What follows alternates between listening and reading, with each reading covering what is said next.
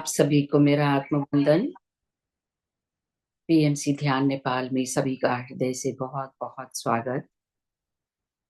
अपने प्रिय गुरु ब्रह्म ऋषि पितामह महाअवतार बाबा जी, सभी आध्यात्मिक और आराध्य गुरुओं को साष्टांग प्रणाम करते हुए हम आज का सत्र आरंभ करेंगे। और आज नवरात्रि का छठा दिन है।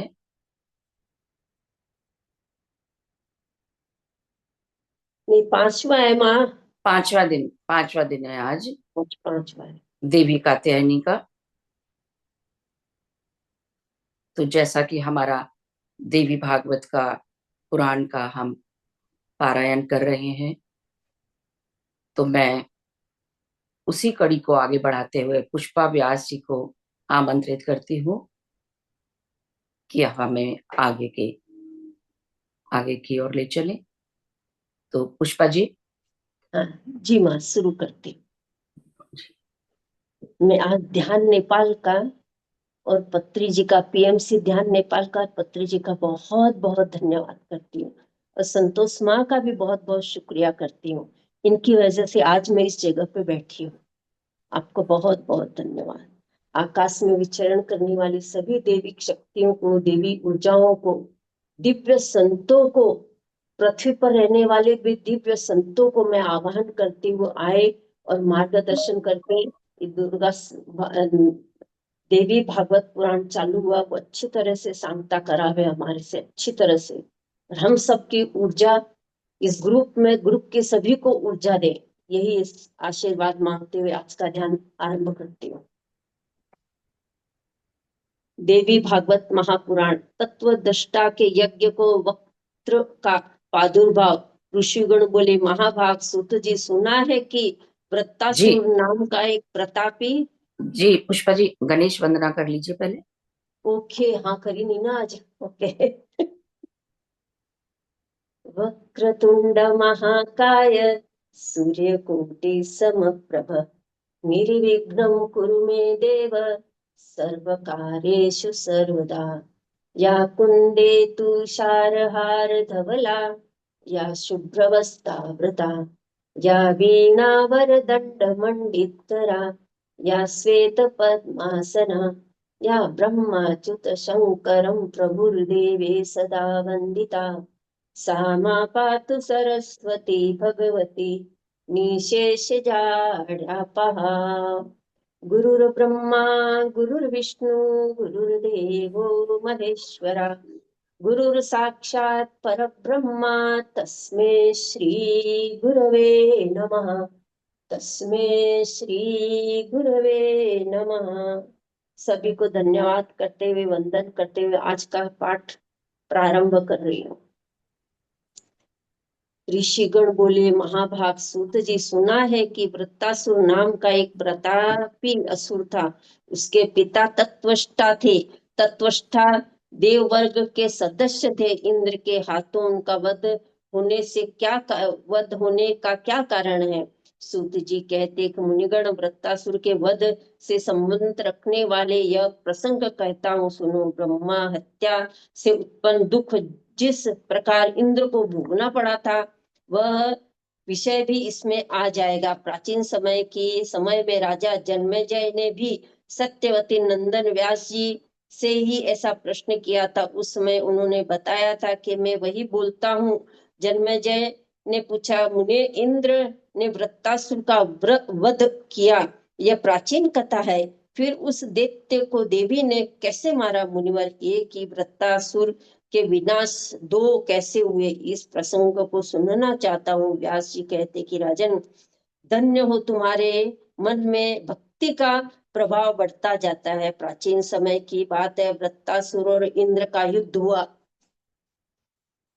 वृत्तासुर और इंद्र में परस्पर जिस कारण से विरोध हो गया था, वह प्रसंग अब बताता हूँ, सुनो। तत्वष्टा प्रजापति के पद पर नियुक्त थे। इंद्र के साथ कुछ वैमनस्य हो जाने पर तत्वष्टा ने एक पुत्र उत्पन्न किया जिसके 3 मस्तक थे। उस पुत्र की विश्व रूप नाम से उस पुत्र की विश्व रूप नाम से प्रसिद्ध हुई। वह एक मुख से वेद का पाठ करता, दूसरे से मुख से मधुपान करता और तीसरे मुख से एक ही साथ संपूर्ण दिशाओं का निरीक्षण करता था। उसने भोगों की ओर से उदासीन होकर कठिन तपस्या आरंभ कर दी। विश्वरूप को यो तपस्या करते देखकर इंद्र दुखी हो गए कि कहीं ये विश्वरूप मेरा पद न ग्रहण कर ले। शत्रु की शक्ति न समझने वाले बुद्धिमान इंद्र के ने मन में यो विचार करने के पश्चात तीसरा के प्रलोभन में डालने के लिए अप्सराओं को आज्ञा दी। तपस्या में लीन तीसरा मुनि के सामने उपस्थित होकर अप्सराएं अनेक प्रकार के ताल बजाकर स्वर सहित गाने लगे, किंतु उनकी विडंबना पर तीसरा मुनि की तनिक भी दृष्टि नहीं पड़ी। व्यास जी कहते हैं, तब देव ने ऐरावत पर सवार होकर तीसरा मुनि के पास स्वयं गए। इंद्र ने स्वयं अपना सर्वोत्तम वज्रास्त्र तीसरा मुनि पर चला दिया। उस समय मुनि को समाधि लगी थी। अब ब्रज की चोट से घायल होकर वह जमीन पर गिर पड़ा। उसके प्राण प्रयाण हो गए। इधर तत्वष्टा ने जब सुना कि मेरा परम धार्मिक पुत्र मारा गया, तब उनके मन में क्रोध की सीमा न रही। उन्होंने वचन कहा, मेरा पुत्र एक पुण्यात्मा मुनि था, उनके द्वारा वो मारा गया है, इससे बदला अवश्य लेना। अतः उनके वध के लिए पुनः पुत्र उत्पन्न करूंगा। तष्ट्वा ने पुत्र उत्पन्न करने के उद्देश्य से अथर्व वेद के मंत्रों का उच्चारण करके अग्नि में हवन करना आरंभ कर दिया। 8 रात्रियों तक हवन होता रहा। अग्नि प्रचंड लपटों से धधकती रही। तदनंतर अग्नि से ही एक पुरुष प्रकट हो गया, जो अग्नि के समान ही प्रकाशमान था। वह तत्वष्टा के सामने खड़ा हो गया तथा तत्वष्टा उस पुत्र की ओर देखकर कहने लगे, इंद्र शत्रु, तुम मेरी तपस्या के प्रभाव से अत्यंत शक्तिशाली बन जाओ। उनके कहने पर अग्नि के समान तेजस्वी वह पुत्र अपना कलेवर बढ़ाने लगा। वह ऐसा बड़ा मानो आकाश छूने लगा हो। उसका विकराल शरीर पर्वत के समान दिखने लगा। उसने कहा, पिताजी, मुझे क्या करने की आज्ञा देते हैं? पर्वतकार शरीर वाले उस पुत्र से कहने लगे, पुत्र, तुम इस समय मुझे संकट से बचाने में समर्थ हो, इसलिए वृत्त नाम से इस जगत में तुम्हारी प्रसिद्धि होगी। महाभाग, तुम्हारा तीसरा नाम से विख्यात तपस्वी भाई था। इंद्र ने वज्र से मार उसे मस्तक काट डाले। मेरा वह पुत्र सर्वदा निरपराध था। एतम पुरुष बाध्य, अब तुम पापी इंद्र को परास्त करो, क्योंकि वह ब्रह्मघाती, नीच, निर्लज्ज, दुर्बुद्धि और महान सट है।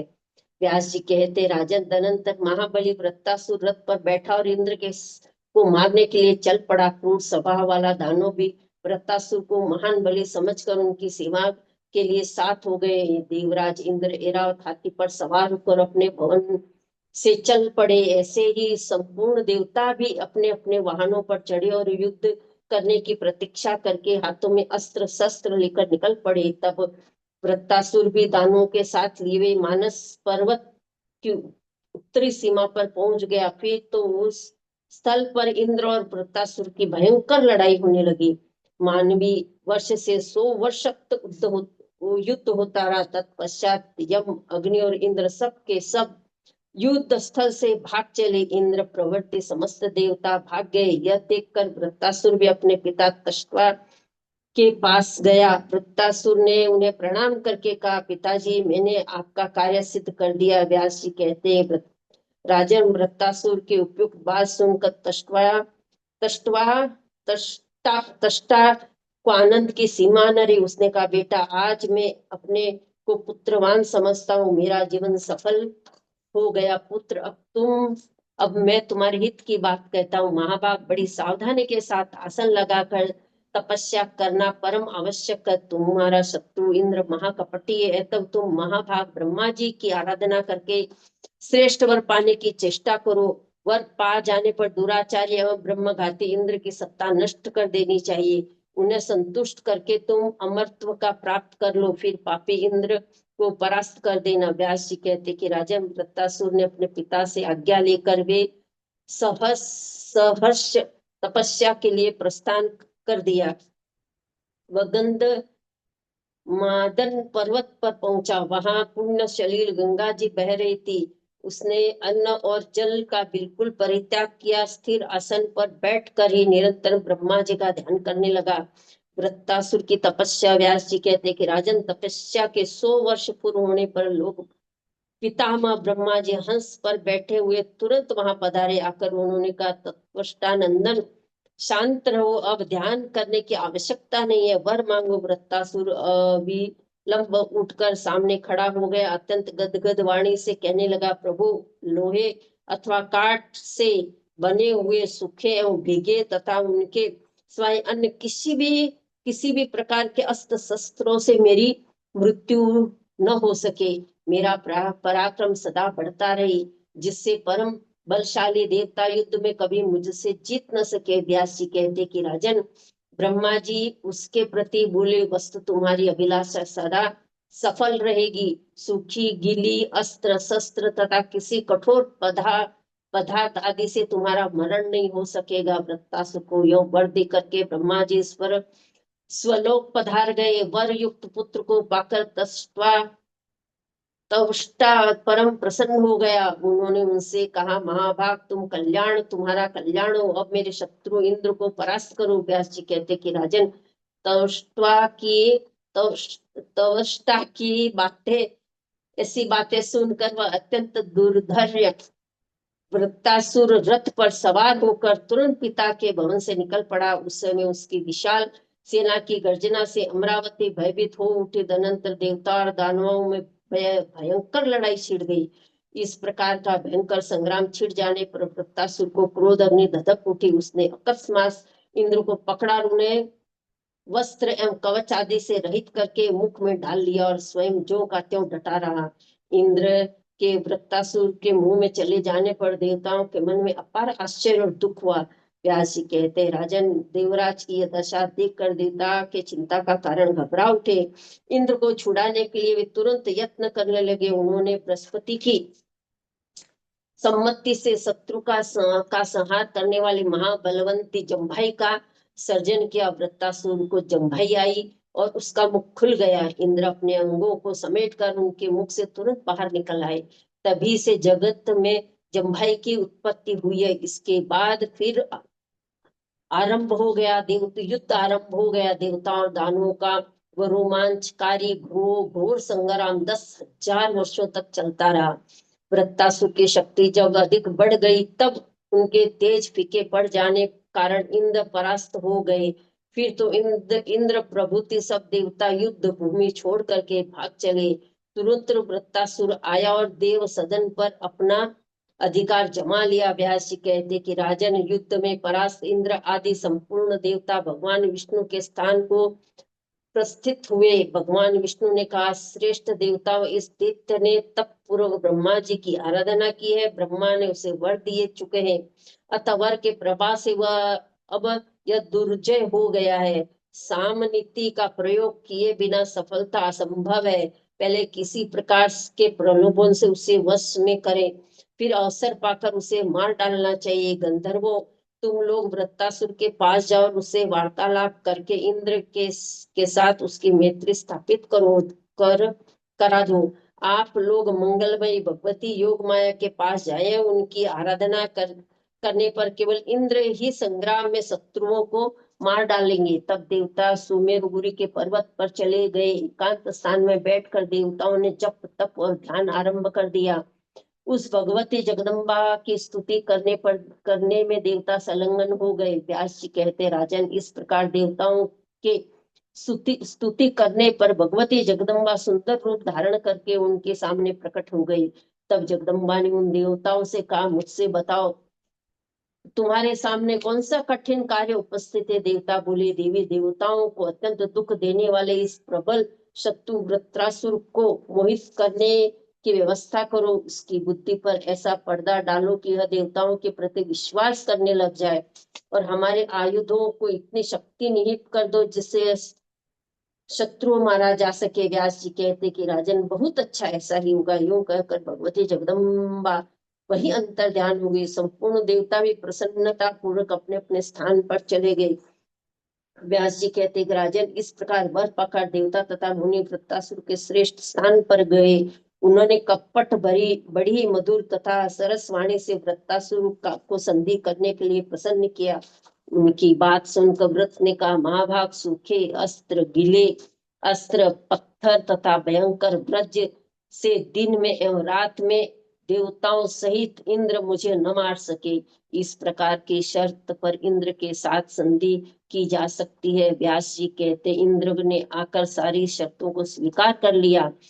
तब से वृत्तासुर इंद्र की बातों बातों पर विश्वास करने लगा। तभी उन कभी कभी दोनों में एक साथ नंदन वन में चले जाते, तो कभी गंधमादक पर्वत पर, तो कभी समुद्र के तट पर जाकर बड़ी आनंद के साथ घूमने लगते। एक समय की बात है, इंद्र ने वृत्तासुर को समुद्र के तट पर देखा। उस समय अत्यंत भयंकर संध्या काल की बेला बीत रही थी। सोचा, इस समय भयंकर संध्या काल सामने उपस्थित है, इसे न तो रात कहा जाता है और न ही दिन। अब इसी अवसर पर इस शत्रु को बल प्रयोग करके मार डालना चाहिए। समुद्र के बहते हुए पानी में फेन पर देवराज की दृष्टि पड़ी। यह फेन ऐसा जान पड़ता था मानो परत का सूखा हुआ टुकड़ा हो। सोचा, यह फेन न सूखा है और न गीला है, गीला ही है, इसे शस्त्र भी नहीं कहा जा सकता। इंद्र ने उस फेन को अपने हाथों से उठा लिया और उन्होंने परम शक्ति भगवती का ध्यान व लक्ष्य बनाकर चिंतन करते हुए भगवती वहां पधारी। उन्होंने फेन में अपना अंश स्थापित कर दिया। भगवान विष्णु तो ब्रज में प्रवेश कर ही चुके थे। उस ब्रज को फेन में ढक दिया गया। इंद्र ने ऐसे फेन युक्त ब्रज को व्रत पर फेंका। उसके लगते ही ब्रज के कटे हुए पर्वत की भांति वह दानव एकाएक जमीन पर गिर पड़ा। उसी क्षण उसके प्राण प्रयाण हो गए। तब इंद्र के आनंद की सीमा न रही। इस प्रकार पराशक्ति के प्रवेश किए हुए फेन द्वारा वृत्तासुर के मारने पर इंद्र बड़ी सुगमता से सफलता प्राप्त कर सके। देवी ने पहले ही उन दानव की बुद्धि कुंठित कर दी थी। दानव त्रिलोकी में यह बात फैल गई कि देवी वृत्तासुर का संहार करने वाली है। व्यास जी कहते कि राजन, वृत्तासुर की जीवन लीला तो समाप्त हो गई, पर व्रत वध की हत्या से भय से इंद्र अत्यंत घबरा गए।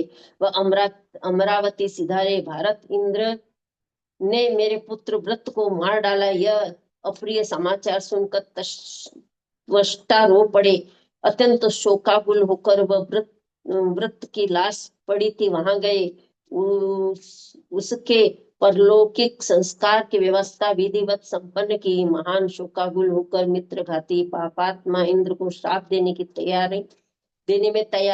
तैयार हो गई। उन्होंने कहा, जिस प्रकार अनेक प्रतीक्षाओं के प्रलोभन में डालकर इंद्र ने मेरे पुत्र का वध किया है, वैसे ही यह भी महान दुख का भागी बने। व्रतवत के बाद सब लोग अपने अपने स्थान पर चले गए। उस समय इंद्र का तेज बिल्कुल क्षीण हो गया था। जय इंद्र ब्रह्म घाते, यो धीरे धीरे कहकर संपूर्ण देवता अपनी उसकी निंदा करने लगे। अपनी कीर्ति नष्ट करने वाली तरह तरह की बातें इंद्र भी सुनते रहे। जगत में जिसकी कीर्ति नष्ट हो गई, उस व्यक्ति को कलुषित जीवन में धिक्कार है। संपूर्ण सिद्धियों के घर में रहते हुए भी इंद्र के मन में शांति नहीं थी। वे सभा में बिल्कुल बैठते ही नहीं थे। वह स्थिति देखकर इंद्राणी ने उनसे पूछा, प्रभु, आपका भयंकर शत्रु तो मार डाला गया है, फिर आप इतने भयभीत क्यों? इंद्र ने कहा, राक्षी, यद्यपि कोई बलवान शत्रु मेरे सामने नहीं है, यद्यपि ब्रह्म हत्या के भय से मैं इतना डर गया हूं कि घर में रहते हुए भी मुझे सुख और न ही शांति। क्या करूं, कहाँ जाऊं, कहाँ जाने से मेरा कल्याण होगा? प्रिय, इस चिंता में व्यग्र रहने के कारण मेरे अंतकरण में आग धधक रही है। व्यास जी कहते कि राजन, अत्यंत घबराई हुई अपनी प्रेयसी भार्या सचिन ने उपयुक्त बातें सुनकर इंद्र घर से निकल पड़े और कहकर घर से निकल पड़े और मानस सरोवर में चले गए। वे उस उत्तम सरोवर में जाकर एक कमल के नाल में छिप गए। राजन, जब ब्रह्म हत्या के भय से दुखी होकर इंद्र वहां से चले गए, तब देवताओं का मन चिंता से अत्यंत संतप्त हो उठा। संपूर्ण देवताओं और मुनियों ने परस्पर विचार के नुहुष को इस पद पर नियुक्त किया। वह मजा आ गया। भारत यदि भी नुहुष धर्मात्मा था, फिर भी इंद्र बन जाने पर उसके मन में राजसी वृत्ति उत्पन्न हो गई। एक समय की बात है, सच्ची के गुणों को सुनकर उसे पाने के लिए नुहुस की इच्छा उत्पन्न हो गई। अतः उसने ऋषियों से कहा, मेरे पास इंद्राणी क्यों नहीं आती? आप संपूर्ण लोगों ने ही उस समय मुझे इंद्र बनाया था, अतः मेरी सेवा करने के लिए सच्ची को वहां भेज दे। नुहुस का पतन। महान कठिन परिस्थिति के त्राण पाने के लिए सच्ची ने भगवती भुवनेश्वरी का समय प्रकार से आराधना आरंभ कर दी। उस समय इंद्राणी पूर्ण तपस्वी बन गई थी। कुछ दिनों तक तो आराधना करने के पश्चात भगवती जगदम्बा प्रसन्न हो गई। उन्होंने इंद्राणी को साक्षात दर्शन दिए। देवी ने कहा, तुम मानस सरोवर जाओ और जहां मेरी एक अचल मूर्ति प्रतिष्ठित है, मेरी उस मूर्ति को लोग विश्व कामा कहते हैं, वहां इंद्र से तुम्हारी भेंट हो जाएगी। विशालाक्षी, कुछ ही समय के बाद मैं राजा नुहुस को मोहित करने की व्यवस्था करूंगी। मेरे प्रयास से मोहित हुआ राजा नुहुस तुरंत ही इंद्रासन से च्युत हो जाएगा। व्यास जी कहते हैं कि राजा तदनंतर भगवती जगदम्बा की एक दूती इंद्राणी के पास साथ लेकर तुरंत उसके उनके पति के पास पहुंच गई। अपनी प्राण प्रिया को सामने उपस्थित देखकर इंद्र आश्चर्य प्रकट करने लगे। उसने कहा, प्रिय तुम यहाँ कैसे चली आई? सची ने कहा, प्रभु इस समय भगवती जगदम्बा के कृपा प्रसाद से मुझे आपकी जानकारी प्राप्त हुई है। देवताओं मुनि ने नुहुस नाम वाले एक राजसी को आपके स्थान पर नियुक्त कर दिया। वह नीच मुझसे यूं कहता है कि सुंदरी, तुम मुझे पति रूप में स्वीकार कर लो। इंद्र वह बोले, वरानने, मैं तुम्हें उपाय बताता हूँ, उसे करो, तभी उस दुखद प्रद समय में तुम्हारे शील की रक्षा हो सकेगी। तुम नुहुस से कहना कि जगत प्रभु, आप ऐसी दिव्य सवारी से पधार कर मुझे स्वीकार कीजिए जिससे ऋषि ढोते हो, क्योंकि मैं उस समय इस प्रकार का नियम बना चुकी हूँ। ऐसी स्थिति में यह निश्चित है कि उस तपस्वियों के साप से नुहुस चलकर भस्म हो जाएगा। व्यास जी कहते हैं कि राजन, इंद्र के इस प्रकार कहने पर सची नुहुस के पास चली गई और देवताओं के कथा अनुसार नुहुस से बोली, के वेग में विराजमान इंद्र के वेग में विराजने वाले राजन, मैं चाहती हूँ कि अपने व्रत में अटल रहने वाले प्रधान प्रधान मुनिगण तुम्हारी पालकी ढोए। ऐसे पालकी में बैठकर आने पर मैं तुम्हारा वर्ण करूंगी। व्यास जी कहते कि राजन, सच्ची देवी की उक्त बातें सुनकर वह प्रचंड मूर्ख नुहुस हंस पड़ा, कारण कि महामाया के प्रभाव से उसकी बुद्धि मारी जा चुकी थी। नुहुस ने कहा, सुंदरी, तुमने बहुत ठीक कहा, मुझे भी यही सवारी पसंद है। मैं तुम्हारे कथन का पालन करूंगा। राजन, इस प्रकार वार्तालाप करने के पश्चात परम अत्यंत संतुष्ट नुहुस ने सची को अपने स्थान पर जाने की आज्ञा दे दी।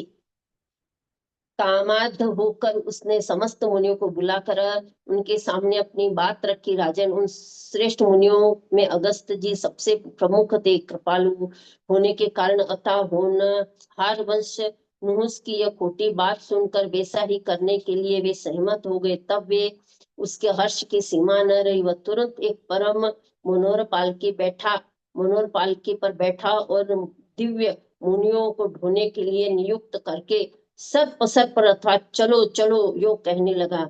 उस समय कामातुर हो जाने पर नुहुस की बुद्धि मारी जा चुकी थी। उसने अगस्त जी के मस्तक पर अपने पैर से पे अपने पैर अगस्त जी के मस्तक पर अपने पैर से मार दिया। फिर तो अगस्त जी ने कुपित होकर नुहुस को श्राप दिया और कहा, अरे नीच, तू वन में भयंकर शरीर वाला एक मान सर्प बन जा।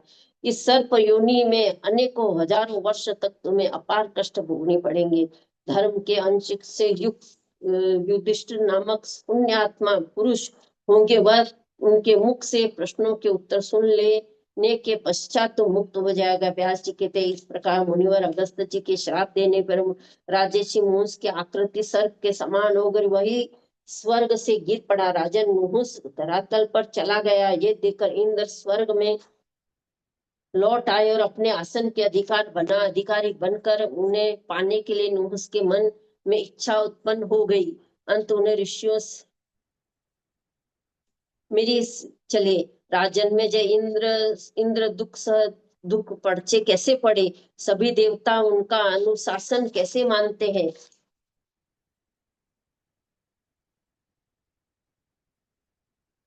इंद्र स्वर्ग लौट और अपने आसन पर अधिकार बनाकर उन्हें सुख भोगने लगे। राजा जन्मेजय ने पूछा, इंद्र दुहस दुख के पचड़े में कैसे पड़ गए? तभी देवता उनका अनुशासन मानते थे, फिर अपने स्थान में भी कैसे च्युत हो गए? व्यास जी बोले, राजेंद्र, मैं उनका परम अद्भुत कारण बताता हूँ, सुनो। वशिष्ठ जी ब्रह्मा के पुत्र, उन्हें वेद और विद्या का समय प्रकार से अध्ययन किया, गंगा के तट पर निवास करते थे। तथापि द्वेष के कारण विश्वामित्र के साथ उनका वैमनस्य हो गया और दोनों ही परस्पर श्राप दे दिए थे और उनमें भयंकर युद्ध होने लगा।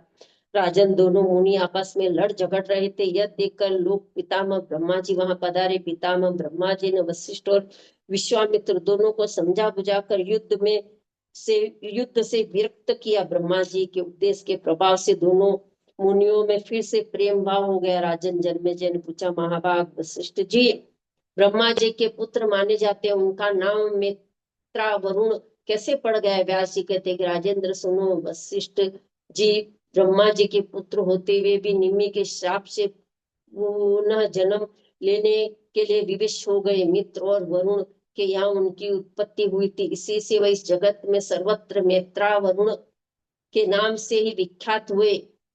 इक्ष्वाकु में कुल में उत्पन्न हुए एक राजा थे, उनका नाम निमि था। वे बड़े सुंदर, गुणी, धर्मज्ञ और प्रजा के प्रेमी थे। गौतम मुनि में आश्रम के पास ही जयंत नामक एक नगर था, उसी में उन्होंने अपने निवास की व्यवस्था की थी, जिसमें प्रचुर दक्षिणाएं बांटी जाती है तथा जो बहुत समय तक पूरा होता है, ऐसा राजस्व करने का उनके मन में विचार उत्पन्न हो गया। राजन, तब निमि ने अपने पिता इक्ष्वाकु से आज्ञा लेकर महात्माओं के कथनानुसार यज्ञ की सारी सामग्री तैयार कर ली। तब धर्मज्ञ राजा निमि ने अपने गुरु वशिष्ठ जी की पूजा की और फिर बड़ी नम्रता के साथ कहा, मुनिवर, मैं यज्ञ करना चाहता हूँ, आप इसके आचार्य हो जाए। राजा निमि की बातें सुनकर वशिष्ठ जी ने उनसे कहा, राजेंद्र, तुमसे पहले ही मुझको इंद्र के ने यज्ञ कराने के लिए वर्ण किया है। इंद्र का यज्ञ समाप्त होने पर इस कार्य को निवृत्त होकर मैं तुरंत तुम्हारे यहाँ आ जाऊंगा। उस समय तक तुम्हें सब सामग्री सुरक्षित रखनी चाहिए। राजा ने कहा, ब्राह्मण यज्ञ के निमित्त में बहुत से अन्य मुनियों को भी निमंत्रित कर चुका था, यज्ञ की सारी वस्तुएं भी जुट गई थी। तिजवर, आप क्यों इस प्रकार मेरा कार्य न कराकर अन्यत्र जाने की तैयारी हो रही है? ऐसा काम करना तो आपके लिए शोभा नहीं देता। राजा निमि के इस प्रकार रोकने पर भी वे इंद्र के यज्ञ में चले गए। इससे राजा का मन बहुत उदास हो गया। तत्पश्चात उन्होंने गौतम मुनि को अपने आचार्य बनाया और हिमालय पर्वत के सन्निकट समुद्र के किनारे जाकर वे यज्ञ में दीक्षित हो गए। राजन, महाराजा निमि ने इस यज्ञ में ब्राह्मणों को प्रचुर दक्षिणाएं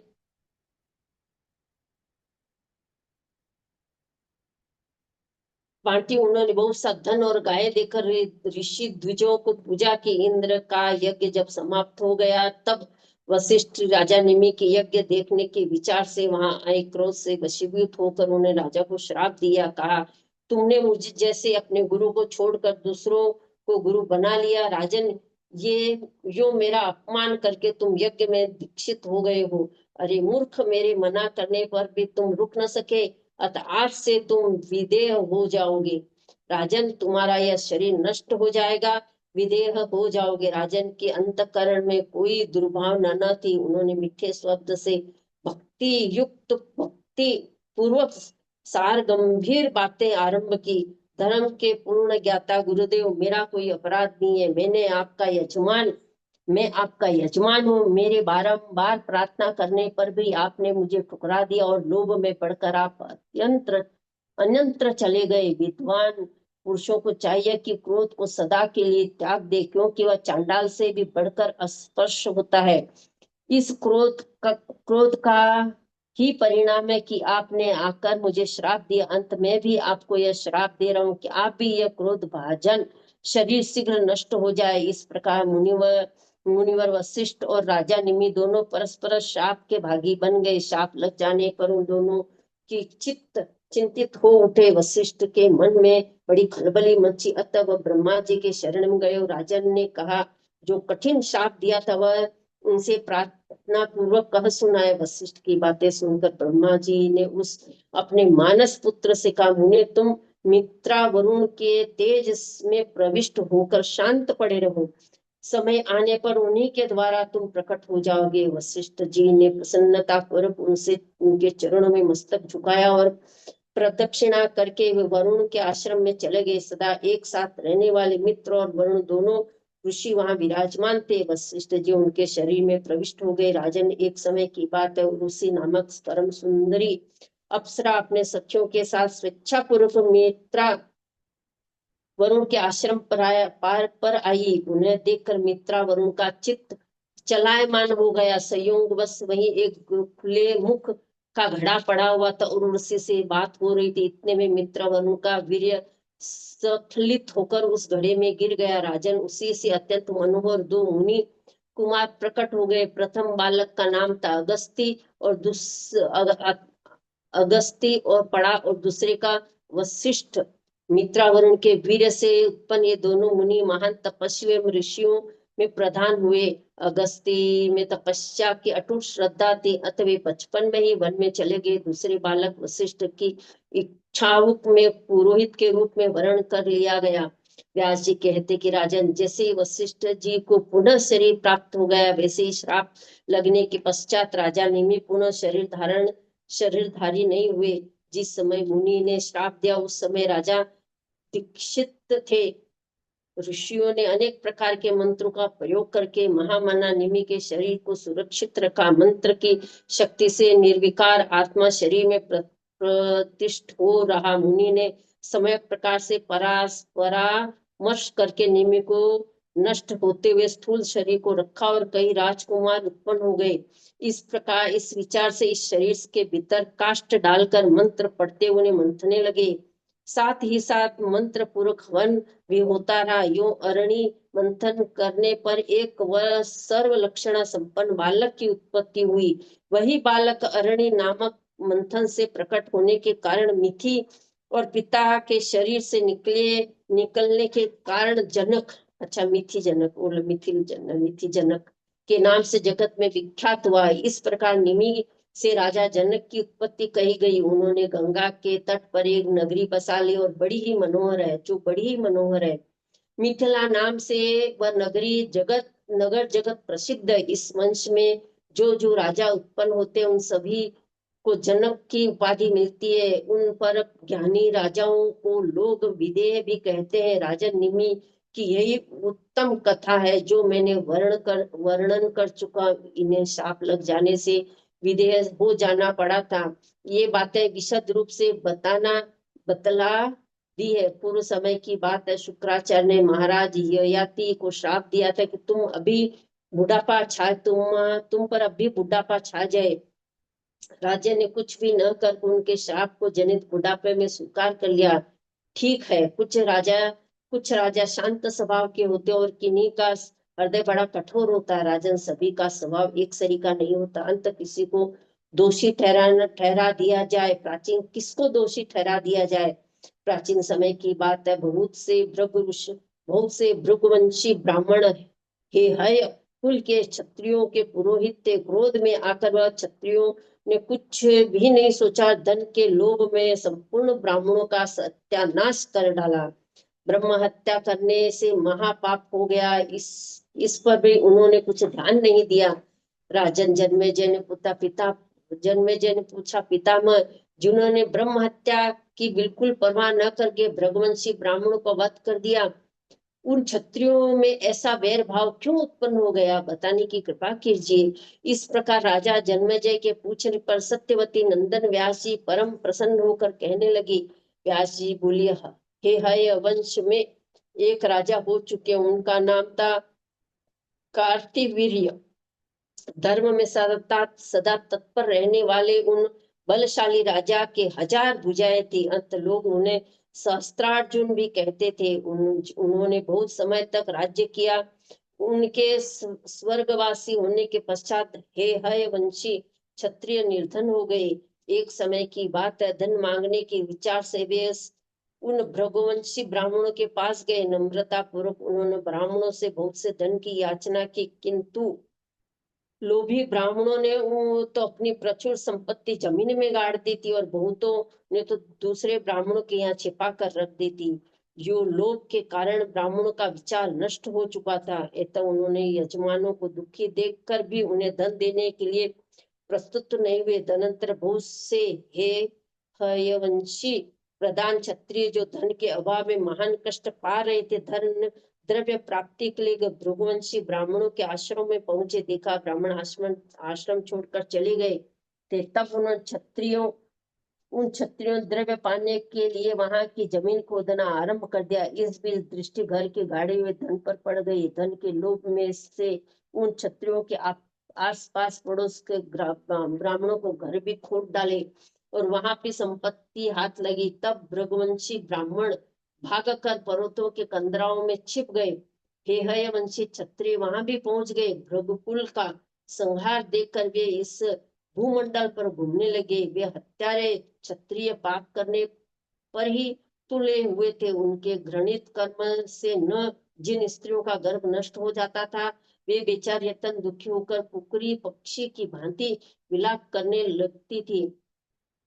व्यास जी कहते, राजन, जब हे हय वंशित क्षत्रिय भार्गव वंश की स्त्रियों को अपार पीड़ा पहुंचाने लगे, तब वे भय से कारण अत्यंत घबराकर जीवन से निराशा होकर हिमालय पर चली गई। वही नदी के तट पर उन्होंने मिट्टी की गौरी बनाकर स्थापित की और निराहार रहकर उपासना करने लगी। उस समय उन श्रेष्ठ स्त्रियों के पास स्वप्न में देवी पधारी और उनसे बोली, तुम लोगों में से किसी एक स्त्री के जान से एक पुरुष उत्पन्न होगा। मेरा अंश भूत वह पुरुष तुम लोगों का कार्य संपन्न करेगा। नींद टूटने पर सभी स्त्रियों के मन में बड़ा हर्ष हुआ। उनमें से किसी एक चतुर स्त्री ने गर्भ धारण किया। उनका हृदय भी भय से वंचित न था। वंश वृत्ति दे के लिए वहां से भाग चली। क्षत्रियों ने उसे भागते हुए देख लिया, तब उसके पीछे दौड़ पड़े और कहने लगे, तुम शीघ्र इस नारी को पकड़ो और मार डालो, क्योंकि गर्भ धारण करके यहाँ से भागी जा रही है। गर्भ में रहने वाला बालक ने सुना माता रो रही है। इसकी अवस्था ऐसी दयनीय है कि आंखों में आंसू भयंकर कांपती हुई माता को देखकर गर्भ स्थित बालक क्रोध की सीमाएं न रही, वह जांग चीर कर तुरंत बाहर निकल आया, मानो कोई दूसरा सूर्य प्रकट हो गया। उस मनोहर बालक को अपने तेज से तुरंत ही क्षत्रियों के नेत्र की ज्योति हर ली। जन्माद्ध प्राणी की भांति पर्वत की गुफाओं में इधर उधर भटकने लगे। वे दृष्टिहीन एवं निराश्रय हेहय संज्ञक क्षत्रिय उस पतिव्रता ब्राह्मणी के शरणागत हो गए। व्यास जी कहते बोले, राजन, मैं तुमसे यह है कि उत्पत्ति का इतिहास बताता हूँ, सुनो। एक बार लीला में भगवान विष्णु ने लक्ष्मी जी को घोड़ी बनने का श्राप दिया। उनकी प्रत्येक लीला का रहस्य होता है, उसको वे ही जानते हैं। श्री लक्ष्मी को उनसे क्लेश तो बहुत ही हुआ, परंतु वे भगवान को प्रणाम करके तथा उनकी आज्ञा लेकर मृत्युलोक में चली गई और वहां सूर्य की पत्नी के रूप पत्नी ने पूर्व समय में अत्यंत कठिन तप किया था। वहां भगवती लक्ष्मी घोड़ी के रूप में धारण करके रहने लगी। वहीं रहकर भगवती लक्ष्मी भगवान शंकर का एकाग्र चित्त से ध्यान करने लगी। देवताओं के 1 वर्ष से 1000 वर्ष तक उनकी तपस्या चलती रही। तदनंतर 3 नेत्र वाले भगवान शंकर प्रसन्न होकर बेल पर चढ़े पधारे, उन्हें साक्षात दर्शन दिया। भगवान शंकर ने अपने गणों को सहित वहां पहुंचकर उनसे कहा, सिंधुजे, ऐसे देवेश्वर श्रीहरि को छोड़कर तुम क्यों मेरी उपासना कर रही हो? लक्ष्मी जी ने कहा, आशुतोष, मेरे पति ने मुझे शाप दिया है, आप उस शाप से मेरा उद्धार करने की कृपा कीजिए। भगवान शंकर ने मधुर वचनों से उन्हें आश्वासन देते हुए कहा, सुंदरी, धैर्य रखो, मैं तुम्हारी तपस्या से परम संतुष्ट हूँ। तुम्हारे पतिदेव तुम्हें अवश्य मिलेंगे। वे जगदीश्वर मुझसे प्रेरित होकर तुम्हारी कामना पूर्ण करने के लिए अवश्य अश्व का रूप धारण करके यहीं पधारेंगे। शुभ्रे, तुम उनके जैसे पुत्र की जननी होगी। तुम्हारे पुत्र के सामने सभी लोग मस्तक झुकाएंगे और वह भूमंडल का राजा होकर रहेगा। महाभागे, पुत्र प्रसव करने के पश्चात तुम तुरंत अपने पतिदेव के साथ वैकुंठ चली जाओगे और पुनः तुम उसकी प्राण प्रिया रूप में रहने का सौभाग्य सुलभ हो जाएगा। तुम्हारा वह पुत्र एक भी नाम से प्रसिद्ध होगा। उसी से भूमंडल पर हे संख्यक क्षत्रियों की वंश लीला विस्तृत होगी। व्यास जी कहते हैं, इस प्रकार लक्ष्मी जी को वरदान देकर गौरीपति भगवान शंकर पार्वती सहित अंतर ध्यान हो गए। व्यास जी कहते, लक्ष्मी को वर देकर भगवान शंकर तुरंत कैलाश चले गए। वहां जाते ही भगवान शंकर ने परम बुद्धिमान चित्र रूप को दूत बनाकर लक्ष्मी का कार्य सिद्ध करने के लिए वैकुंठ भेज दिया। दूत ने कहा, गरुड़ ध्वज, भगवान शंकर ने मुझे यहाँ भेजा है। प्रभु, मैं उनकी कथा अनुसार आपसे कह रहा हूँ। उन्होंने कहा है कि विभो, आपकी भार्या लक्ष्मी यमुना और तमसा नदी के संगम पर तपस्या कर रही है। संपूर्ण कामनाओं की सिद्धि करने वाली वे देवी घोड़ी रूप में धारण करके इस समय वहां पधारी है। आप महाभाग लक्ष्मी के पास चले जाइए और उन्हें आश्वासन देकर अपने साथ ले आइए। जगत में किसी की भी सत्ता लक्ष्मी के बिना स्थिर नहीं रह सकती। कृपया अभी अश्व का रूप धार आप भी अश्व का रूप धारण करके रमा देवी के पास पधारे। पुत्र उत्पन्न हो जाने के पश्चात उन देवी को साथ लेकर वैकुंठ आ जाए। व्यास जी कहते, जन्मेजय चित्र रूप की बात सुनकर भगवान विष्णु ने कहा, बहुत ठीक है, ऐसा ही होगा। फिर उन्होंने चित्र रूप को शंकर के पास जाने की आज्ञा दी। दूत के चले जाने पर भगवान विष्णु सुंदर अश्व का रूप धारण करके वैकुंठ से चल पड़े। लक्ष्मी जी अश्व के रूप बनाकर वहां तपस्या कर रही थी। वे वहां पहुंचे। उसी स्थान पर भगवान विष्णु और लक्ष्मी का परस्पर मिलन हुआ। वहीं उन्होंने एक अनुपम गुण संपन्न सुंदर पुत्र को उत्पन्न किया। तदनंतर भगवान विष्णु ने हंसकर लक्ष्मी जी से कहा, अब तुम अश्वी का रूप त्याग कर पूर्वत दिव्य देह धारण कर लो। हम दोनों अपने वास्तविक दिव्य शरीर धारण करके वैकुंठ चलेंगे। सुलोचने, तुमने उत्पन्न किया हुआ यह कुमार यहीं रहे। इस पुत्र त्याग में जो एक प्रधान कारण है वह मैं तुम्हें बताता हूँ, सुनो। भूमंडल पर ययाति के वंश में तुर्वंशु नाम के एक राजा है। उनके पिता ने उनका लोक प्रसिद्ध नाम हरिवर्मा रखा था। इस समय वे नरेश पुत्र की इच्छा से पवित्र तीर्थ में तपस्या कर रहे थे। उन्हीं राजा हरिवर्मा के लिए मैंने यह पुत्र उत्पन्न किया। राजा के पास जाकर हम उन्हें यहाँ भेज देंगे। वे स्नेह पूर्वक इसे अपने घर ले जाएंगे। उसी समय जगत गुरु भगवान नारायण लक्ष्मी जी के साथ विमान पर बैठ तप करते हुए राजा के पास पधारे। भगवान विष्णु ने अमृतमय वाणी से उनसे कहा, राजन, मैं तुम्हारी तपस्या से संतुष्ट हूँ, तुम्हें अभिलाषित वर देता हूँ, इसे स्वीकार करो। राजा ने उनके चरणों में मस्तक झुकाकर कहा, मुरारे, मैंने पुत्र के लिए तप किया है, आप अपने जैसा पुत्र मुझे देने की कृपा करें। श्री विष्णु ने उनसे यूं कहा, ययाति नंदन, तुम यमुना और तामसा नदी के पावन संगम तीर्थ पर अभी चले जाओ। तुम जैसा चाहते हो वैसा ही पुत्र मैंने वहां रख छोड़ा है। राजन, मेरे वीर से ही यह उत्पन्न हुआ पुत्र है। उत्पन्न उस पुत्र में असीम शक्ति है। तुम्हारे लिए उसे उत्पन्न किया गया, तो इसे स्वीकार करो। भगवान के चले जाने पर ययाति नंदन राजा हरिवर्मा एक अत्यंत सुदृढ़ रथ पर सवार होकर प्रसन्नता पूर्वक वहां गए जहां वह बालक विराजमान था। उन्हें गोद में लेकर वे अत्यंत आनंदित हुए। उन्हें अत्यंत सुंदर मुख को देखते ही उनकी आंखों में प्रेमांसु गिरने लगे। उत्सव मन करके उत्सव वन करके राजा हरिवर्मा ने अपने पुत्र का नाम एक वीर रखा। व्यास जी कहते कि राजन, फिर महाराज हरिवर्मा ने बालक के जात कर्म आदि सभी संस्कार संपन्न किए। उनके लालन पालन की पूर्ण व्यवस्था की। जब राजा हरिवर्मा ने देखा कि राजकुमार धनुर्विद्या सीख लिए और राजधर्म के सभी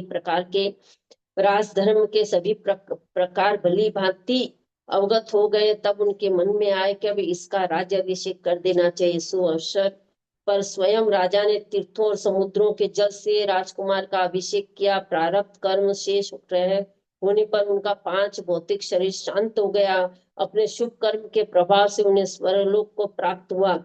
पिताजी का स्वर्गवास हो गए सुनकर हेहेय एक वीर ने वैदिक विधि के अनुसार उनका वेदो ओवेध और्धव्य दैहिक संस्कार किया।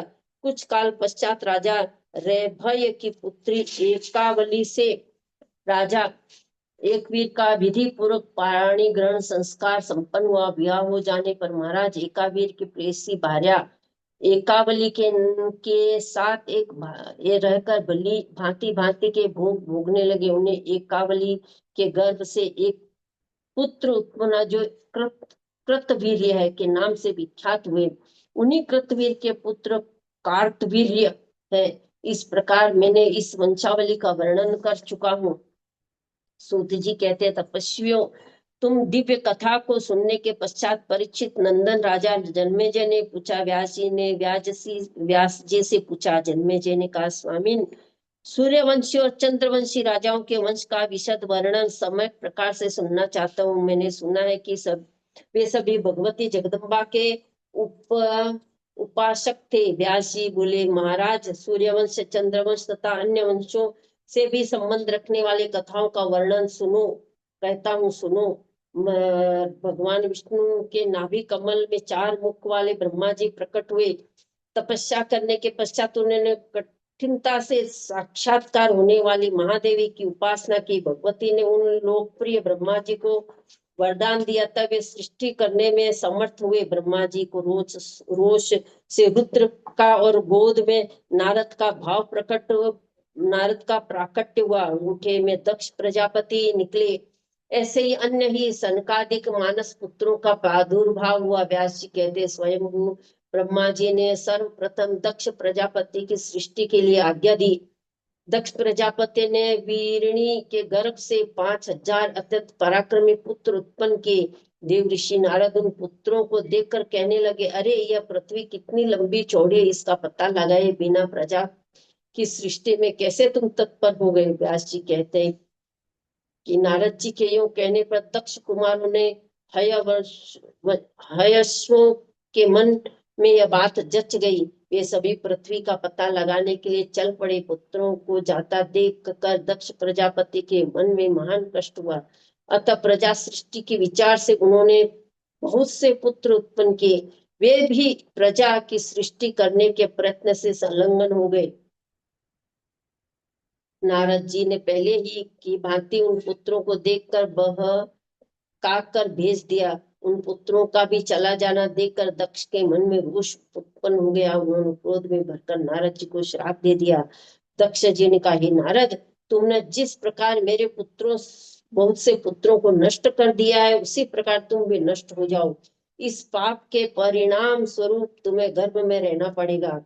इस प्रकार के श्राप से ग्रस्त होकर नारद जी वीरणी के घर में प्रकट हुए। इसके बाद दक्ष प्रजापति ने वीरणी के उदर से 60 कन्याएं उत्पन्न की। उन्होंने उन 60 कन्याओं में से 13 कन्याओं का विवाह महात्मा कश्यप जी के साथ कर दिया। 10 कर्म की, 10 धर्म की, 27 चंद्रमा की और 2 भृगु की और 4 अरिष्टोनेमी की पत्नी बनी। 2 कन्याओं का विवाह अंगिरा के साथ कर दिया। शेष 2 रही, उन्हें भी पुनः अंगिरा जी को सौंप दिया। सभी देवता और दानव उन्हीं की कन्याओं के पुत्र और पौत्र है। व्यास जी कहते हैं कि ब्राह्मण उस मानस पुत्रों में सर्वप्रथम मारीची प्रकट हुए। मारीची से परम प्रसिद्ध कश्यप जी का जन्म हुआ। दक्ष प्रजापति की 13 कन्या उस कश्यप जी की पत्नी हुई। देवता, दानव, यक्ष, सर्पगण, पशु और पक्षी, ये सब उन्हीं से उत्पन्न हुए। एतवे कश्यपी सृष्टि कही जाती है। देवताओं में श्रेष्ठ सूर्य हुए, उन्हीं का नाम विविश्वान भी है। उन्हीं के पुत्र वेविस्त्व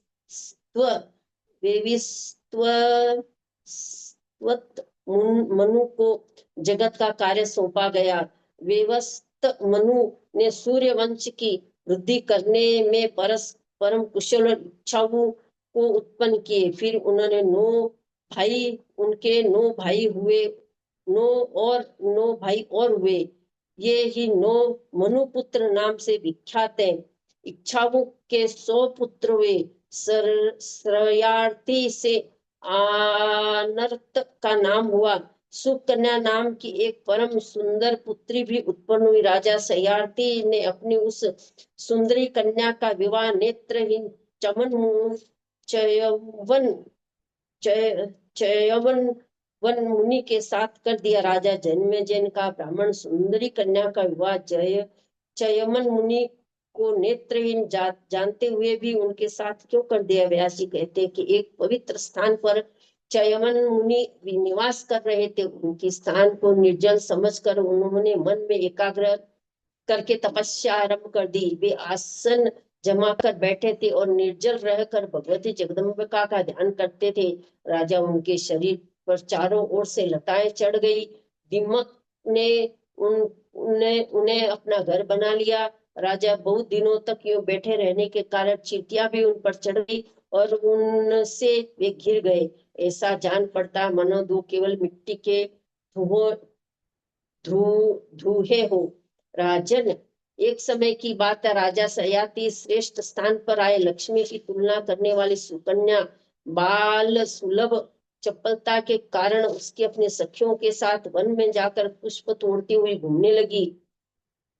इधर उधर चक्कर काटती हुई राजकुमार चय मुनि के निकट पहुंच गई। उसे वाल्मीकि के छिद्र से चमकने वाली 2 ज्योतियां दिखाई दी। जिज्ञासा उठने पर उस सुंदर राजकुमारी ने मन में आया कि आवरण हटाकर देखा जाए। यह नोकदार कांटा लेकर उससे वह ऊपर की मिट्टी हटाने लगी। इससे मुनि के नेत्र कांटे से छेद गए। देव की प्रेरणा से खेल ही खेल में राजकुमारी के द्वारा अप्रिय घटना घट गई। आंख फूट जाने से मुनि को असीम कष्ट होने लगा। राजा सयाति ने उनकी स्तुति की और नम्रता पूर्वक हाथ जोड़कर कहने लगे, हे महाभाग, मेरी कन्या खेल रही थी, उसी के द्वारा यह भारी दुष्कर्म हो गया। इस बालिका का अपराध क्षमा कीजिए। चयवन जी बोले, राजन, मैं नेत्रहीन हूँ, अकेले रहकर तपस्या कैसे सफल हो सकता हूँ? यदि तुम मुझे क्षमा करने के लिए कहते हो तो मेरी बात मानो। तुम अपनी कमल नयनी कन्या को मेरी सेवा के लिए सौंप दो। व्यास जी के अधिक पिता तथा मंत्रियों को अत्यंत चिंतित देखकर राजकुमारी सुकन्या हंसकर बोली, पिताजी, आप इतने चिंतातुर क्यों हो रहे हैं? मैं अब से घबराए हुए मुनि के पास जाकर उन्हें आश्वासन दूंगी और आत्मदान करके उनको प्रसन्न करने का प्रयत्न करूंगी। राजा सयाति महान धर्मज्ञ पुरुष थे। अपनी पुत्री सुकन्या की बात सुनकर उन्होंने उन्हें वस्त्रादि दे दिए। फिर अपनी पुण्यमयी साध्वी कन्या को वहीं छोड़ राजा सयाति मंत्रियों के साथ अपने नगर को प्रस्थित हो गए। व्यास जी कहते कि राजा सयाति के चले जाने पर सुकन्या सर्वोत्तम भाव से चयवन मुनि की सेवा में संलग्न हो गई। एक समय की बात है, सूर्य के पुत्र दोनों अश्विनी और कुमार चयवन मुनि के आश्रम के समीप पधारे। अश्विन कुमारों ने उनसे कहा, कल्याणी, तुम्हारे पिता ने इस तपस्वी मुनि के साथ तुम्हारा विवाह कैसे कर दिया? उत्तम अंगों में शोभा पाने वाली राजकुमारी, तुम्हारे इस धर्म पालन से हमारा हृदय गदगद हो उठा है। हम देवताओं के वेद्य हैं। तुम्हारे पति को सुंदर युग पुरुष बना देने की हम में योग्यता है। उन्होंने राजकुमारी से कहा, तुम्हारे पति इस जल में उतर जाए। रूपवान बनने की इच्छा थी ही। अत चयवन जी तुरंत जल में बैठ गए। तत्पश्चात अश्विनी कुमार भी उस उत्तम सरोवर में प्रविष्ट हो गए। फिर तुरंत वे तीनों व्यक्ति उस तालाब से बाहर निकले। अब उन तीनों के दिव्य आकृति में कोई अंतर नहीं था। वे सभी एक साथ बोल उठे, वर वर्णनी भद्रे कमलानने, तुम्हें हम लोग में से जो भी अभिष्ट हो उसे पति बना लो। व्यास जी कहते हैं, सबकी आकृति एक समान थी।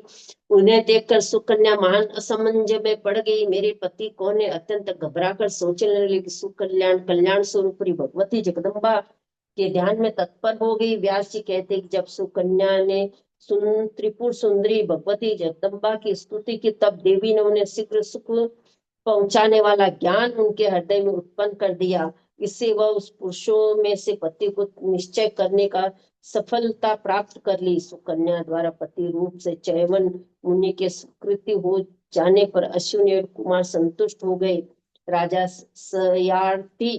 सरियार्थी द्वारा यज्ञ में महर्षि चयमन ने अश्विनी कुमारों को सोमरस का अधिकारी बनाया। राजन, इस प्रकार चय मुनि की तपस्या के प्रभाव से सूर्यनंदन महानुभाव अश्विनी कुमारों को सोमरस का अधिकार सम्यक रूप से प्राप्त हो गया। मुनि के आश्रम की प्रसिद्धि भूमंडल पर सर्वत्र फैल गई। इस प्रकार कार्य से राजा सयार्थी भी बहुत प्रसन्न हुए। यज्ञ समाप्त होने के पश्चात उस प्रतापी यज्ञ नरेश ने राजधानी में आकर अपना कार्यभार संभाला और उनके पुत्र अनर्थ हुए और अनर्थ के रेवत के बीच समुद्र में कुशल स्थली नगरी बसाई। उनके 100 पुत्र हुए। सबसे बड़े पुत्र का नाम का कुकुदनी था। उनके रेवती नामक एक पुत्री हुई, बड़ी ही सुंदर और संपूर्ण शुभ लक्षणों से संपन्न थी। उस समय राजा अनर्त देश में रेवत नामक पर्वत पर रहकर राज्य कर रहे थे। उन्होंने मन ही मन सोचा, यह कन्या किसको देना उचित होगा। अच्छा तो यह होता कि सर्वज्ञानी देव पूज्य ब्रह्मा जी के पास जाकर उन्हीं से पूछा जाता। इस प्रकार विचार करके राजा रेवत अपनी कन्या रेवती को साथ लेकर के पितामह ब्रह्मा जी से पूछने के लिए तुरंत ब्रह्मलोक गए। मानदाता के जन्म का वर्णन। राजन, जन्मेजय ने कहा, ब्राह्मण राजा रेवत अपनी कन्या रेवती को लेकर ब्रह्मलोक कैसे चले गए। महान शरीर से ब्रह्मलोक में कोई कैसे जा सकता है। व्यास जी कहते हैं, पुण्यात्मा और तपस्वी समर्थ पुरुष प्राय सभी लोकों में जा सकते हैं। व्यास जी कहते हैं कि राजन सुनो, महाराज रेवत अपनी पुत्री के वर के लिए विषय में पूछने के लिए जिस समय ब्रह्मलोक पहुंचे, वहां उस समय गंधर्व संगीत हो रहा था। राजा कुछ देर तक वहीं ठहर गए। गान समाप्त होने पर सभी भवन में विराजमान परम प्रभु ब्रह्मा जी के समक्ष पहुंचकर नरेश ने उन्हें प्रणाम किया और कन्या रेवती को उन्हें दिखाकर उनका अभिप्राय उनके सामने प्रकट किया। व्यास जी कहते, राजन, राजा रेवत की बात सुनकर ब्रह्मा जी मुस्कुराए, बोले, ब्रह्मलोक के थोड़े ही समय में तो भूमंडल का बहुत सा लंबा काल बीत जाता है। ब्रह्मा जी ने कहा, राजन, तुम्हारे हृदय में जो जो राजकुमार के वर के रूप में उपस्थित है, वे सभी अब काल के गास बन गए हैं। तुम्हारे सभी वंशज काल के कलेवा हो चुके हैं। अब वह पुरी में नहीं है, अब वह पुरी नहीं है, अब वह पुरी अब मथुरा कहलाती है। राजा उग्रसेन वहां के शासक हैं। भगवान श्री कृष्ण अवतरित होकर भगवान वासुदेव के नाम से प्रसिद्ध हुए हैं। इस समय वे अपना समस्त बंधु बांधवों के साथ वे भगवान विराजमान है। उनके बड़े भाई का नाम है बलराम। बलराम जी महान सूरवीर और शेष के अवतार माने जाते हैं। इस समय वे ही तुम्हारे इस कन्या के लिए समुचित योग वर हैं। व्यास जी कहते कि राजन, पद्म योनि ब्रह्मा जी के इस प्रकार उपदेश देने पर राजा रेवत उसी क्षण अपनी कन्या रेवती के साथ द्वारिका चले गए। वहां जाकर शुभ लक्षणों से संपन्न पुत्री का विवाह बलदेव जी के साथ कर दिया। तदनंतर ब्रह्मा के तट पर वह रहकर तपस्या करके वे नश्वर शरीर को त्याग कर दिव्य लोक को चले गए। व्यास जी कहते कि निष्पाप नरेश राजा रेवत जब वहां से चले गए, तब राक्षसों ने सयार्थी वंश की सत्ता ही नष्ट कर दी। फिर क्षुव नामक मनु ने एक अत्यंत प्रतापी पुत्र को जन्म दिया। इक्ष्वाकु नाम से उसकी प्रसिद्धि हुई। राजन, इक्ष्वाकु के पुत्र विकुक्षी हुए। उनके पुत्र का नाम था कुकुस्थ हुआ।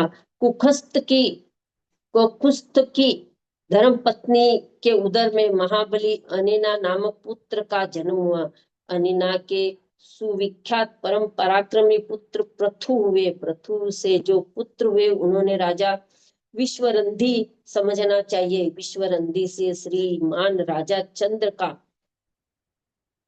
श्री राजा चंद्र का जन्म हुआ। चंद्र के यमुनाश्व में सावंत की उत्पत्ति हुई। सावंत के पुत्र बृहदश्व हुए। बृहदश्व के राजा कुवलाश्व के पुत्र दृष्टावश हुए। दृष्टावश के सुयोग पुत्र श्रीमान हर्यवश हुए हैं। हर्यवश के पुत्र को राजा निकुंभ कहा गया। निकुंभ के पुत्र ब्रहणाश्व और ब्रहणाश्व के पुत्र कुशाश्व हुए। कुशाश्व के बलशाली पुत्र का नाम प्रसेशन हुआ। प्रसेशन जीत के पुत्र योवनाश्व के पुत्र राजा मानधाता की उत्पत्ति हुई। माता के गर्भ में रहकर पिता के उदर से ही उनकी उत्पत्ति हुई। राजा जन्मेजय ने कहा, महाभाग माता राजा मानधाता के जन्म के विषय में यह कैसी काल्पनिक बात आपने कही है। कृपा कर पूर्ण प्रसंग कर कह के कहिए। व्यास जी कहते कि राजन, परम धार्मिक राजा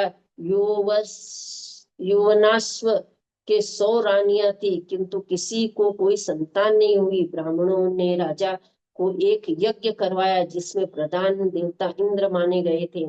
ब्राह्मणों ने जल से भरा हुआ एक कलश वहां रखवाया था। उस कलश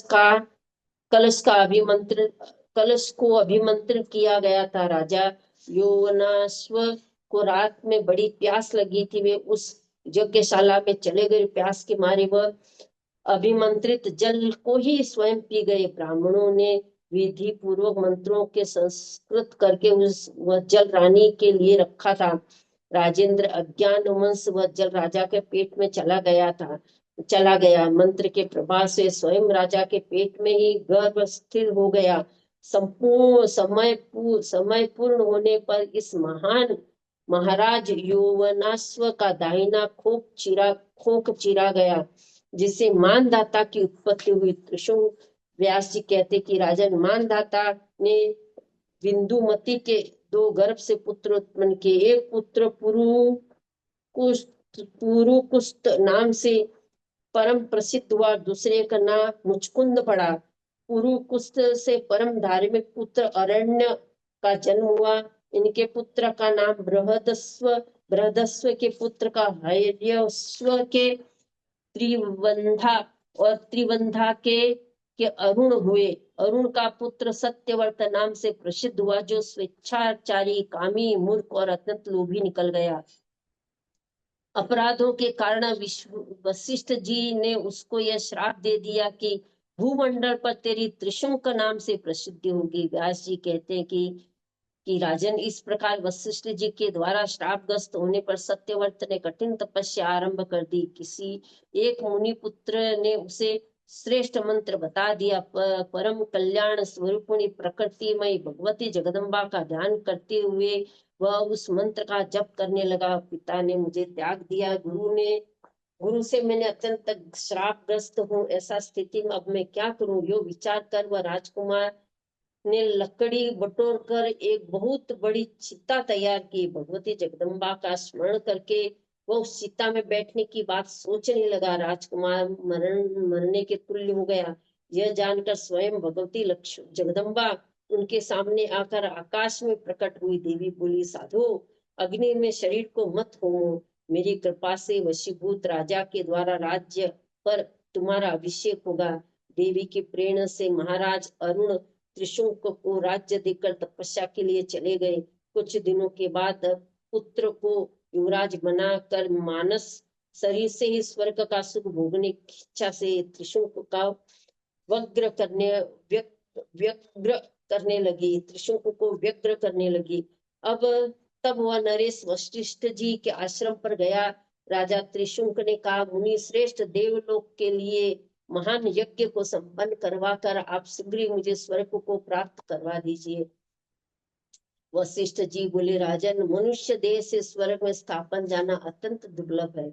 इस शरीर के साथ शांत हो जाने पर तुम्हें स्वर्ग मिलेगा। वशिष्ठ जी की बातें सुनकर राजा त्रिशंक का मन अत्यंत क्षुब्ध हो गया। उसने मुनि से पूछा, ब्राह्मण, आप यदि अभिमानवश मेरा यज्ञ नहीं करना चाहते हैं तो मैं किसी दूसरों को पुरोहित बनाकर यज्ञ संपन्न करूंगा। त्रिशंकु का यह कथन सुनकर मुनिवर वशिष्ठ ने तुरंत श्राप दे दिए, हे दुर्मते, तू अभी चांडाल हो जा। व्यास जी कहते कि राजन, गुरुदेव वशिष्ठ के मुख से ये वचन निकलते ही शरीर से त्रिशंकु तुरंत चांडाल हो गया। राजा त्रिशंकु खिन्न हो गया, उनकी बड़ी दयनीय दशा हो गई। अंत मुनि के आश्रम से न घर न लौटने पर जंगल में ही चला गया। पुत्र हरिश्चंद्र को तिलकधारी नरेश बना दिया। व्यास जी कहते कि जन्मेजय पुत्र का अभिषेक हो जाने के पश्चात राजा त्रिशंकु परम प्रसन्न हो गए। कल्याण स्वरूपिणी जगदम्बा का ध्यान करते उनकी आयु बीतने लगी। इस प्रकार कुछ समय बीत जाने पर विश्वामित्र मुनि तपस्या से छुटकारा पाकर पुत्र और स्त्री को देखने के विचार से वहां पधारे। उनकी स्त्री ने उनसे कहा, मुनिवर, आपके चले जाने पर उस घोर अकाल में मैंने परम दुखदायी समय व्यतीत किया है। राजर्षि सत्यव्रत ने मेरे बच्चों का भरण पोषण किया है। मेरे ही कारण वशिष्ठ ने उस राजा सत्यव्रत को शाप दिया। कुपित हुए उन महात्माओं ने राजा सत्यव्रत का नाम त्रिशंकु रख दिया है और उसे चांडाल हो जाने का श्राप भी दे दिया। कौशिक, इस राजकुमार के दुखी होने से मैं भी बहुत दुखी हूँ। विश्वामित्र जी कहते हैं, कमल लोचने, जिसने घोर ककाल के समय रक्षा करके तुम्हारा परम उपकार किया है, उस नरेश को मैं श्राप से अवश्य ही मुक्त कर दूंगा। व्यास जी कहते कि महान तपस्वी गांधी नंदन विश्वामित्र ने हाथ में जल लेकर गायत्री मंत्र से उपार्जित अपना सारा पुण्य संकल्प के द्वारा राजा को सौंप दिया। पुण्य प्रदान करने के पश्चात उन्होंने राजा त्रिशंकु से कहा, राजेश, अब तुम सावधान होकर शिक्षा पूर्वक स्वर्ग में जा सकते हो। तपस्या के पुण्य के प्रभाव से उसी क्षण वेग पूर्वक त्रिशंकु ऊपर उड़ा। तब वह अत्यंत क्रूर एवं चांडाल के वेश में था। जब आकाश मार्ग से उड़कर इंद्रलोक पहुंचा, तब इंद्र झट से उठे और उसे नीच पुरुष पर उनकी दृष्टि पड़ गई। उसे त्रिशंकु जानकर उन्हें बड़े जोर से फटकार कहा, अरे घोर निंदित चांडाल, तू इस देव लोक में कहाँ आ रहा है? अभी पृथ्वी पर चला जा। इंद्र के इस प्रकार कहते ही त्रिशंकु स्वर्ग से खिसक कर नीचे गिरने लगा। नरेश का रुदन सुनकर मुनिवर कौशिक ने उधर दृष्टि डाली और कहा, वह जमीन पर आ रहा है। तो उन्होंने कहा कि ठहरो। मुनि के कहने पर उनकी तपस्या के प्रभाववश आधे मार्ग में ही रुक गया।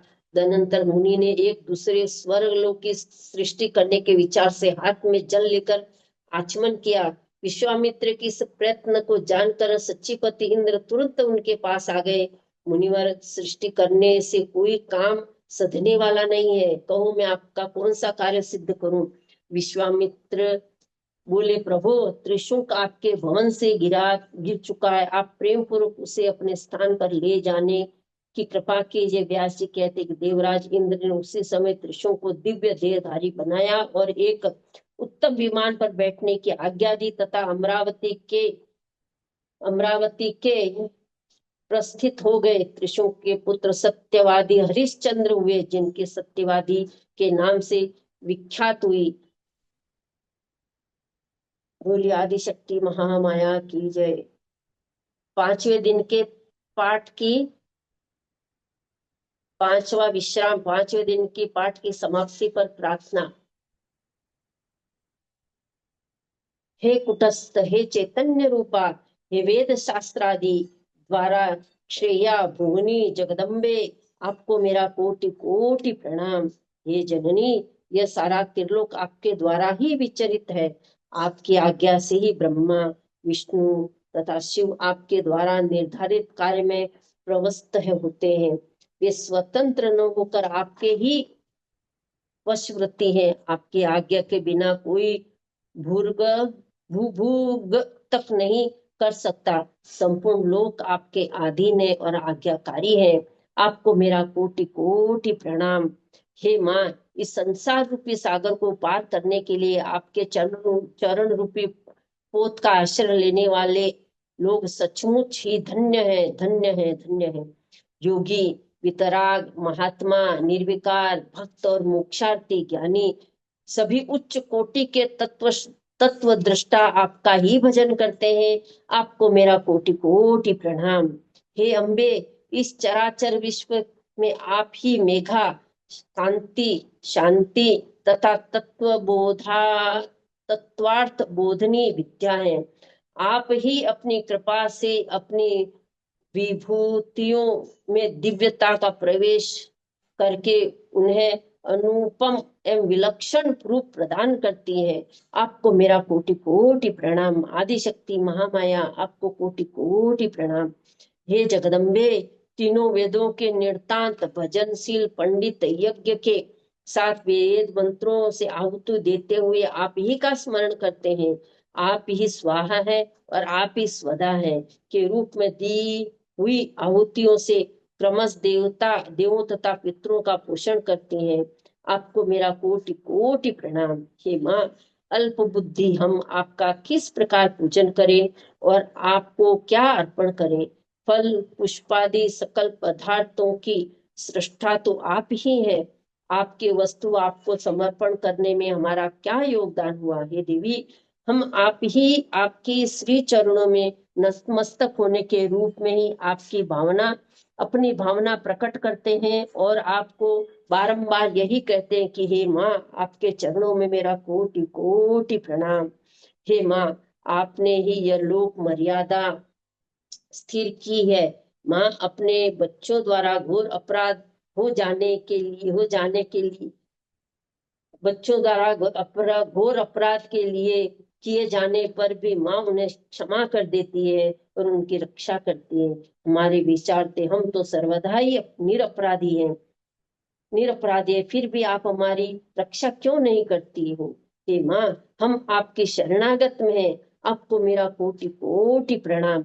हम आपके बच्चे हैं मेरी माँ, मेरा कोटि कोटि प्रणाम स्वीकार करो और हमारा सबका मार्गदर्शन करो, मार्गदर्शन करो, मार्गदर्शन करो। हे माहेश्वरी, हे जगदम्बे, हे अनंत कोटि ब्रह्मांड की नायिका संचालिके भगवती, आप प्रसन्न होइए और मेरा आपको कोटि कोटि प्रणाम, कोटि कोटि प्रणाम। आदि शक्ति महामाया की जय। आज के पाठ की सांगता हो गई है। सभी को धन्यवाद है। जितने भी संत महापुरुष यहाँ पधारे उन सभी को कोटि कोटि प्रणाम है। अच्छी तरह से पाठ का जप करवाने के लिए आप सभी को कोटि कोटि धन्यवाद, धन्यवाद, धन्यवाद। जी, आपका भी कोटि कोटि धन्यवाद। शांति पाठ कर लेते हैं। सर्व मंगल मांगल्ये शिवे सर्वार्थ साधिके शरण्ये त्र्यंबके गौरी नारायणी नमस्तुते। श्री नारायणी नमस्तुते। पूर्णमदः पूर्णमिदं पूर्णात् पूर्णमुदच्यते पूर्णस्य पूर्णमादाय पूर्णमेवावशिष्यते। ओम द्यो शांति अंतरिक्ष शांति पृथ्वी शांतिरापा शांतिरोषधया शांति विश्वे देव शांति ब्रह्म शांति सर्वगम शांति शांतिरेव शांति सामा शांतिरेहि। ओम शांति शांति शांति।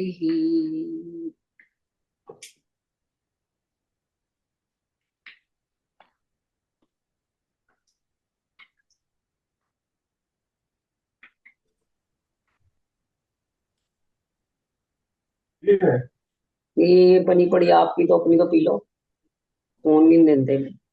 बहुत सुंदर बहुत पुष्पा बहन, धन्यवाद। आपने इतना अच्छा एक स्वर में एक स्पीड में देखिए